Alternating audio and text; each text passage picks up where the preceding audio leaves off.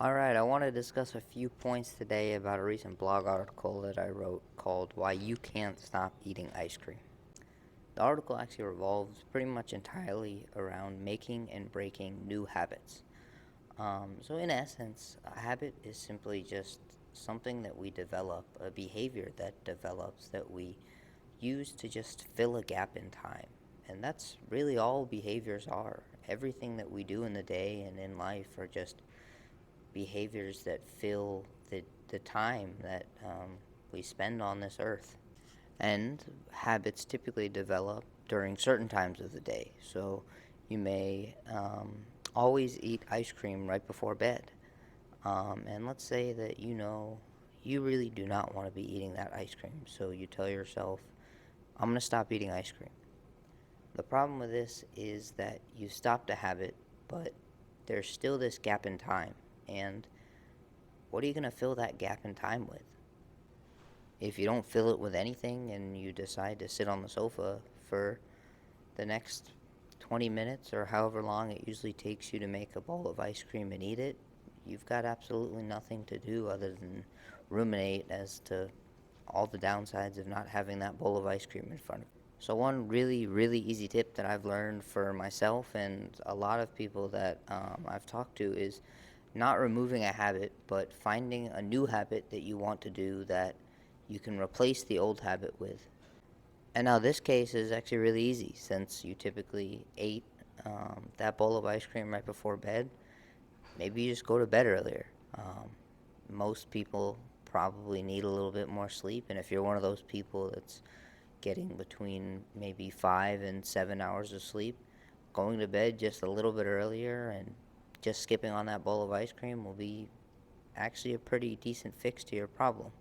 That being said, because it's food, there's also other alternatives of simply just replacing that bowl of ice cream with a different food. Maybe instead you have some nice pieces of fruit, and at first, this fruit will taste pretty bland because your palate has developed to the taste of ice cream. But over a period of time, if you're not having a lot of sweet foods elsewhere, then that fruit will start to taste sweet and just like candy. I guess the real trick that I'm trying to instill today is the fact that behaviors that we might not want to do are simply just habits that we've developed to fill the time in the day and maybe make things a little bit more enjoyable. So instead of just removing them and trying to just hope that we're able to stick with it, a lot of times we can be strategic about it and bring in new habits that we want to have. And referencing my article, I actually gave a few really nice examples. Like maybe instead of endlessly scrolling social media, you go out and take your dog for a walk. Maybe instead of watching TV, you decide to read a book or start a new business that you can potentially make a little bit of income on the side. You can almost think of habits like breakfast, lunch, and dinner. If you decide that you don't want to be having, Lucky Charms for breakfast anymore, you have to replace it with something else.